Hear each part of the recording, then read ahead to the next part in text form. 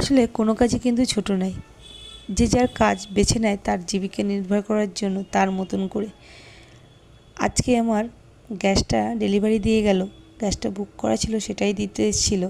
আর আজকে শনিবার, হাজব্যান্ড বাড়ি আছে, তার জন্য কিন্তু আমাকে রান্না করে তাড়াতাড়ি সকাল সকাল চলে যেতে হয়েছে, কেননা দুপুরের লাঞ্চটা কিন্তু একটু তাড়াতাড়ি হাজব্যান্ড বাড়ি থাকলে হয়ে থাকে।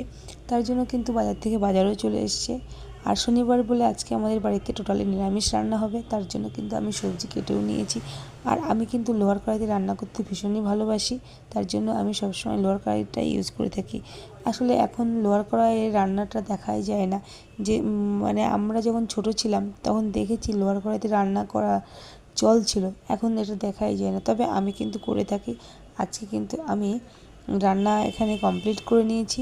আর শনিবার বলে আমাদের বাড়িতে কিন্তু আজকে রান্না করেছি আলু পনিরের তরকারি, তার সাথে করে নিয়েছি কিন্তু আমি উচ্ছে দিয়ে তেঁতুর ডাল, করেছি আলু পটলের তরকারি, আর করেছি কিন্তু আজকে আমি আলুর খোসাটাকে বেসন দিয়ে কিন্তু আমি এটাকে ভেজেছি। আর এটা কিন্তু গরম গরম ভাতে খেতে কিন্তু দারুণ লাগে। তোমরা কেউ খেয়েছো কি না সেটা কিন্তু কমেন্টে জানিও, আর যদি না খেয়ে থাকো একবার কিন্তু ট্রাই করে দেখতে পারো। আসলে এটা কিন্তু মানে সব কিছুই কিন্তু খাওয়া যায় যদি তুমি মনে করো। আমার তো বেশ ভালো লাগে এটা গরম গরম খেতে, আর তোমরা কিন্তু একবার ট্রাই করে দেখতে পারো।